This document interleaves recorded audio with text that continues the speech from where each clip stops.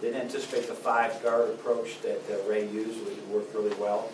I'm proud of the way our guys make continuous adjustments in the game to their offensive attacks. With all being said, I mean, they shot 43%, only scored 62 points.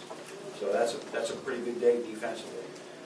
Offensively, when they sped us up in the beginning of the game, we didn't play with the poise that we expected of our guys.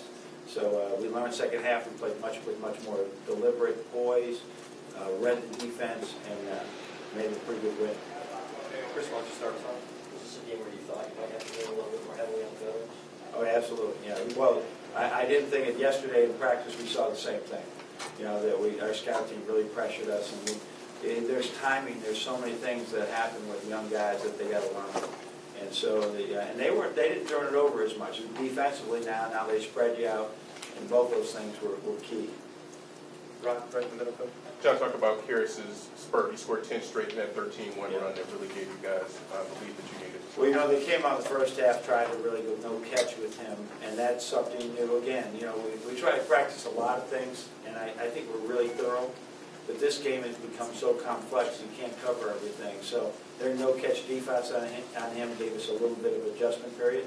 And then he, once we found some ways to get him the ball, he was really effective. We'll stay in the middle, Coach. Coach, talk about the poise of your team, because that Detroit team did not go away, and then you guys, you know, in winning time took over. But that your team showed a lot of poise. No, I think there was a couple pivotal moments when they went up 34-30. You know, and we really did not execute offensively. It could have went the other way. And then we made a run, and they jumped right back into it. So that was good for us to see. And probably the biggest reason we kept so many of the young guys out on the floor. You know, or off the floor, and kept the experience in there. There's certain ways you can learn. Sometimes you throw it in there, you throw them in there, and you learn through real adversity, like losses. We're going to have to pick and choose and learn in practice as much as we learn on the floor. We'll run your left, Coach, John. Follow up on Kara's question, is there something to his ability to make things happen when you really need them to, and maybe not a whole lot else is going on offensively? Well, he's one of those guys that is multidimensional, that he's so quick he can get into the paint. He shoots it very well, and he really can see the assists. So that was big for us. Now we had, you know, and probably a good thing, we had probably 6 3-pointers go in and out. And that's a good thing, because now we know that's going to happen sometimes. You still got to win with your defense.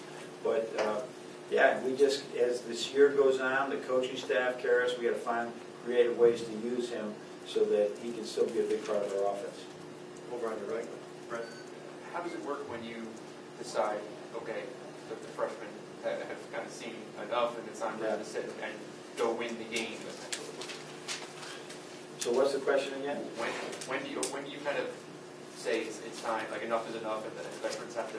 Yeah, I didn't like the way the second half started. I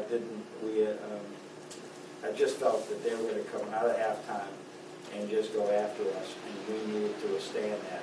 So when Cam, when I took Cam out, we just said we're just riding with this and see what it does, and it's been very effective in practice. And actually, as we grow the young guys,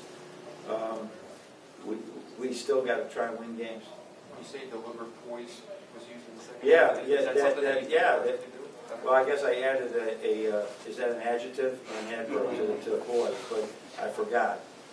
Sorry, my grammar teachers. But we thought we were poised, but we weren't. We were just got sped up.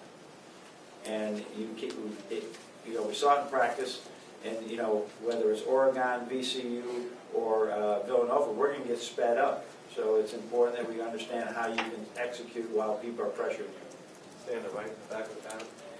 After 4 free throws in the first half, you had 19 in the second. Some of them were fouls at the end, but was that part of the plan in the second half? Yeah, I mean, once we got them in the double bonus, but we in the first half we got stuck where we were in the bonus and we didn't drive it. Now we had some really good looks. There's several times we went into the basket today to try to draw a foul instead of make the down basket, and that didn't work out very well.